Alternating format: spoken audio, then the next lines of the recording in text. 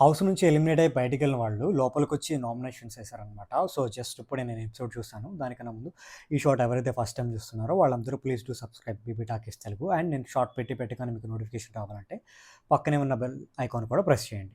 So, first Flora గారొచ్చారు. Flora కన్నా ముందు యాక్చువల్లీ ప్రియా, ఫ్లోరా, మనీష్, మర్యాద మనీష్, శ్రీజ వీళ్ళందరూ వచ్చారనమాట. సో, వీళ్ళల్లో ఎవరి పాయింట్స్ వాళ్ళు పెడుతున్నారు ఓకే. సో, బాగా ఓవర్ యాక్టింగ్ ఎవరు చేశారంటే మర్యాద Manish, Sreeja too much over acting అనిపించింది నాకు. అంటే అసలా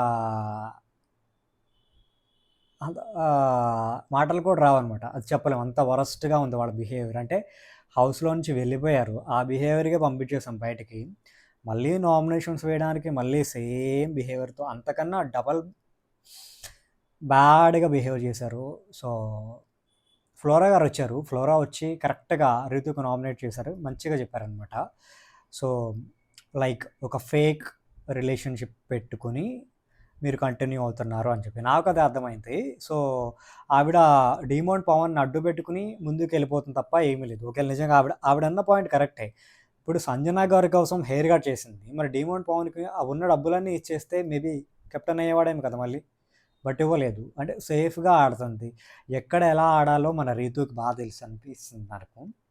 సో, ఆ ఫ్లోరా గారు చెప్పిన తర్వాత నేను కొంచెం మళ్ళీ అన్ని ఎపిసోడ్ కొంచెం రీకాల్ చేసుకొని, అనలైజ్ చేసుకుంటే ఓకే. రీతు గేమ్ ప్లాన్ ఇదే అనమాట. సో, ఒక బాండ్‌ని, ఇంకొక లవ్ స్టోరీ, ఒక క్యూట్ లవ్ స్టోరీ అట్లా ముందుకెళ్ళిపోవచ్చు అని చెప్పి నాకు అనిపించింది. అండ్ తర్వాత మన శ్రీజ వచ్చిందనమాట. శ్రీజ వచ్చేసి కళ్యాణ్‌ని నామినేట్ చేసింది. ఓకే. అక్కడి వరకు ఓకే. సో, నామినేట్ చేసి కొన్ని పాయింట్స్ ఓకే అనమాట. లైక్ నిన్ను ఆడోళ్ళ పిచ్చోడు అన్నప్పుడు, అమ్మాయిల పిచ్చోడు అన్నప్పుడు నువ్వెందుకు స్టాండ్ తీసుకోలేదు? నువ్వు నామినేషన్ వాళ్ళని చేయాలి కదా! వాళ్ళని చేయకుండా ఈవిడ్ని ఎందుకు చేసావు అని చెప్పి అడిగింది.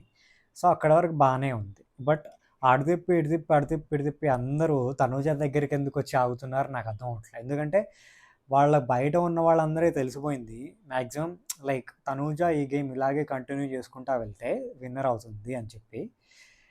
సో, అది చెడగొట్టడం అని చెప్పి అటు తిప్పి, ఇటు తిప్పి, ఇటు తిప్పి, ఇటు తిప్పి తనూజ దగ్గరికే వస్తున్నారా? లేదా ఏంటి అనేది నాకు క్లారిటీ రావట్లేదు. ఇమాన్యుయల్ కూడా తనూజని నామినేట్ చేశాడనమాట. చిన్న పాయింట్ అంటే నేను ఏదో అనుకున్నాననమాట. సో, అసలు ఆ పాయింట్‌కి వర్తే లేదు. అంటే అది ఆవిడ డెసిషన్ గదా! ఆయిషాకి స్పెషల్ పవర్ ఉండాలా? లేదా? అసలు ఏంటి? అని అడిగింది. అలా అడిగింది తప్ప నేను తీయేస్తానని నేను ఎక్కడ చెప్పలేదు కదా! సో, అది ఉంచాలా? ఉండకూడదనేది ఆవిడిష్టం.